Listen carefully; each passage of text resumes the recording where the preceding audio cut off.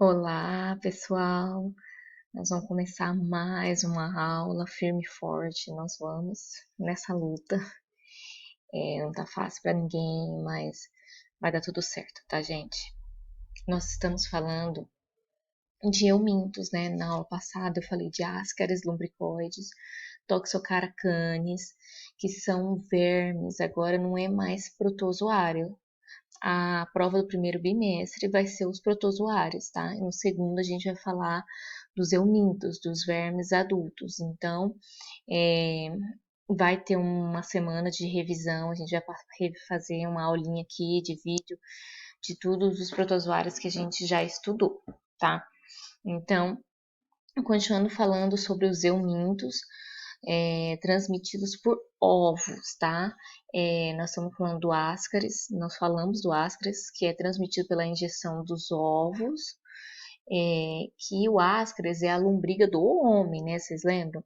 E comentei do Toxocaracanis, que é a lombriga do cachorro, que acidentalmente contamina o homem, porque o homem acaba ingerindo os ovos, eliminados pelas fezes dos cachorros, porém, Toxocaracanis não completa o ciclo no homem. Então, a gente denomina certas doenças como larvas migrans, visceral ou ocular. É bem tranquilo de entender. É, e agora a gente vai falar da terceira doença, que é a enteróbios vermiculares, também transmitida pela injeção de ovos, né? Lembrando bem, quando a gente sabe a forma de transmissão, a gente vai saber falar quais são as medidas profiláticas, certo? Então, alguém já ouviu falar de enteróbios vermiculares? Também conhecido como oxiurus, ou também aquela doença conhecida pela famosa coceira anal, que ela é uma doença que causa coceira. Muita gente vai denominar essa doença, né, designar essa doença como enterobíase, enterobiose, que eu uso muito a enterobiose, ou oxiurose. A palavra oxiurus foi denominada muito antigamente, né, pelas pessoas que tiveram conhecimento naquela época. Então, a enterobiose ela é causada pelo agente etiológico enteróbios vermiculares, tá? Gente, lembra bem, sabe, quando eu falar, vai ter questões na prova, que eu vou falar assim, quais são as formas evolutivas? Quais são as fases morfológicas? Tanto faz, tá?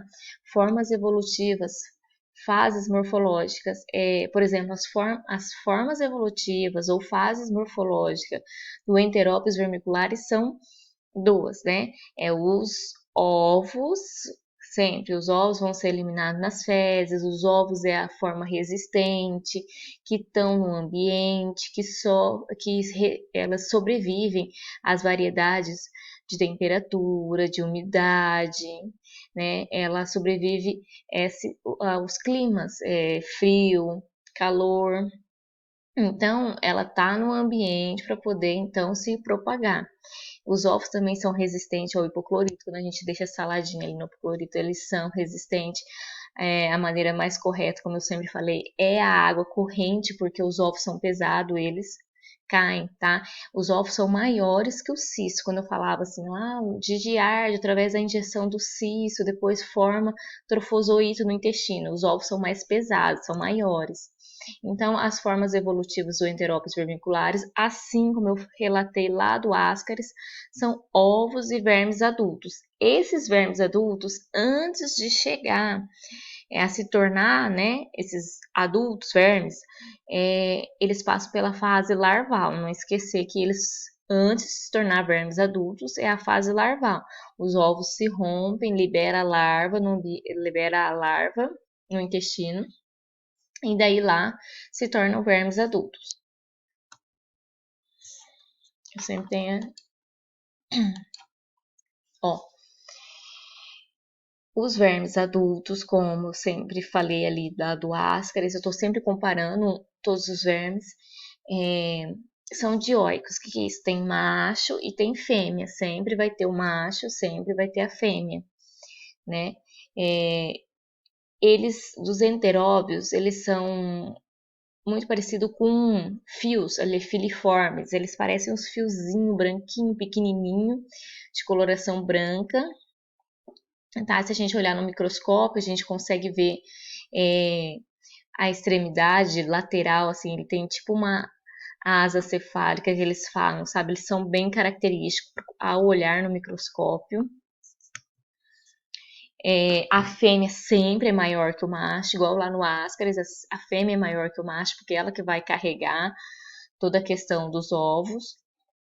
Gente, ó, a fêmea aqui é maior que o macho, ela mede em torno de 1 centímetro, eles são pequenininho mesmo, né? 1 centímetro. É diferente da fêmea lá do Ascaris ou do Toxocara canis, que mede de 10 a 30 centímetros, gente, é totalmente diferente, tá?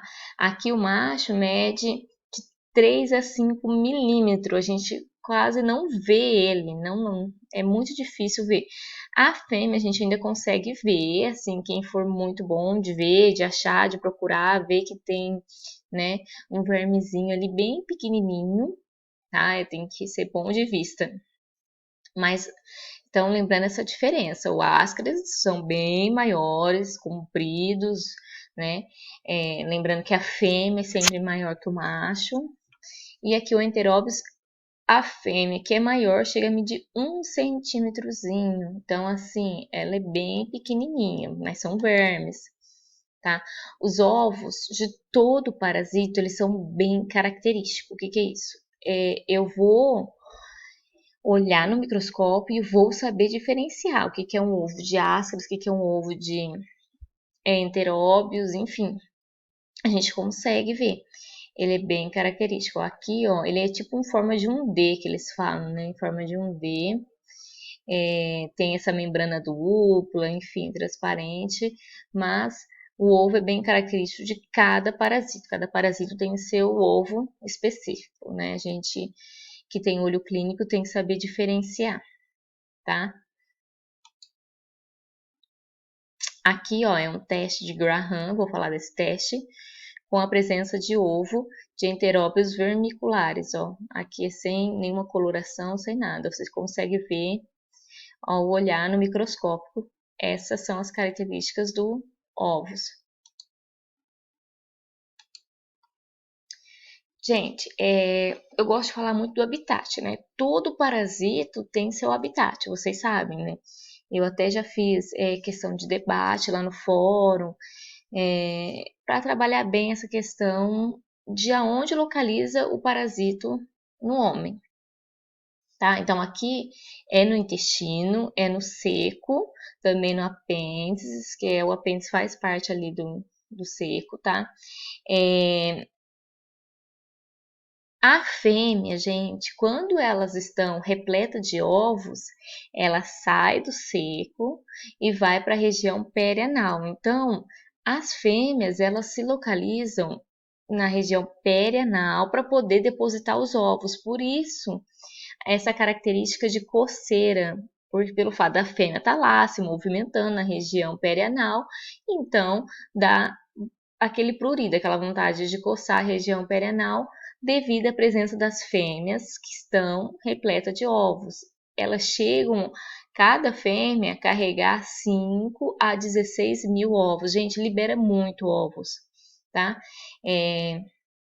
Igual lá no Ascas, uma fêmea consegue liberar mais de 100 milhões de ovos. Então, assim, por isso que essa tendência de espalhar os ovos no ambiente é muito grande, porque eles liberam uma quantidade muito grande de ovos, né?